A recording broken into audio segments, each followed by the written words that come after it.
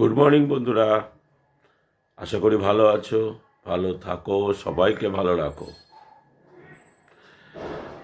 সবাই পুণ্য লাভ করতে চাইছে, পুণ্য লাভ করবে, কিন্তু 29 তারিখে যে ঘটনা ঘটে গেল সেটা কি ঠিক হলো?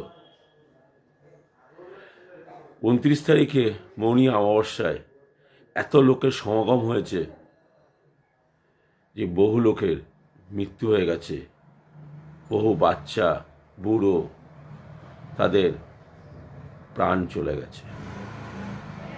সেটা কি ঠিক হলো? জানি না। ওখানে প্রশাসন পুরোই ফেলুয়ার। এক বুঁদ জলের জন্য মানুষ অনেক কষ্ট করেছে, সেই কষ্টগুলো নিজের চোখে দেখেছি। বাচ্চারা খিদের জ্বালায়, মা আমার খিদে পেয়েছে, সেই কষ্টও দেখেছি চোখে। তাই বন্ধুরা, তোমাদেরকে একটা কথা বলি, কোনো সাইসানের দিন তোমরা এখানে এসো না। চারিদিকে ট্রাফিক জ্যাম, রাস্তা বন্ধ, যেতে পারবে না, মাইলকে মাইল হেঁটে যেতে হবে। সম্ভবপর যদিও কোনো একটু গাড়ি পাও তো 2 কিলোমিটার এগিয়ে দিয়ে বলবে 500 টাকা দাও। এটাও কি সম্ভবপর? আমরা তো একটা মধ্যবিত্ত, কতটাই বা পারি।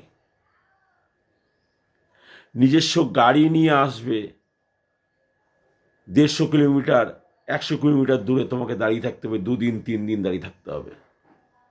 এটাও কি সম্ভব? সম্ভব না।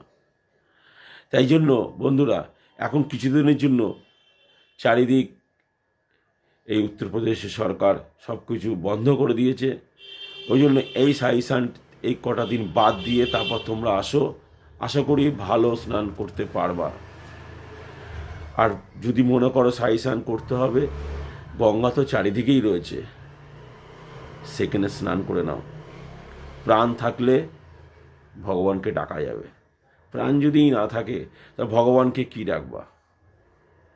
ডাকতে পারবা না। কারণ তোমার জন্য ঘরে কেউ অপেক্ষা করে আছে, তোমার জন্য কেউ ঘরে অপেক্ষা করে আছে।